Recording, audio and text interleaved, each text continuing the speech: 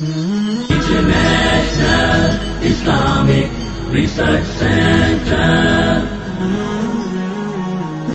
اللہ الرحمن الرحیم الحمدللہ والصلاة والسلام علی رسول اللہ۔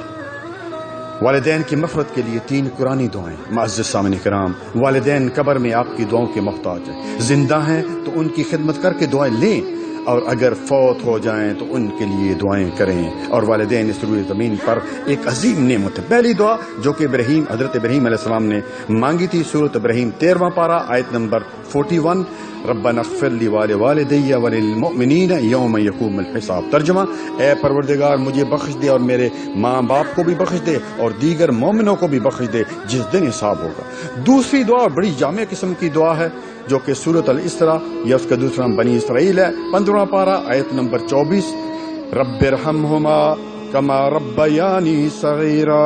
اے پروردگار ان دونوں یعنی میرے ماں باپ پر رحم فرما جیسے انہوں نے مجھ پر بچپن میں رحم کیا۔ اللہ اکبر۔ تیسری دعا جو کہ نوح علیہ السلام نے مانگی تھی، سورۃ نوح 29واں پارہ آیت نمبر 28، رب اغفر لی ولوالدی۔ اے پروردگار مجھے اور میرے والدین کو بخش دے۔ سبحان اللہ۔ دیکھیے انبیاء کرام اپنے والدین کے لیے دعائیں مانگتے تھے۔ آخری بات، فوت شدہ والدین کو اولاد کی استغفار ہی دعا کا فائدہ پہنچتا ہے۔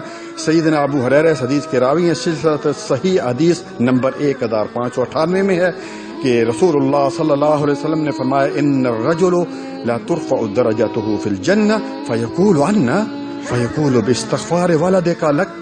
اللہ تعالیٰ جنت میں نیک بندے کا درجہ بلند فرماتے ہیں۔ وہ عرض کرتا ہے کہ یہ درجہ مجھے کیوں ملا؟ اللہ تعالیٰ فرماتا ہے یہ تیرے بیٹے کے استغفار سے ملا ہے۔ تو اپنے والدین کے لیے دعائیں کرتے رہنا چاہیے۔ جزاکم اللہ خیرا، بارک اللہ فیک۔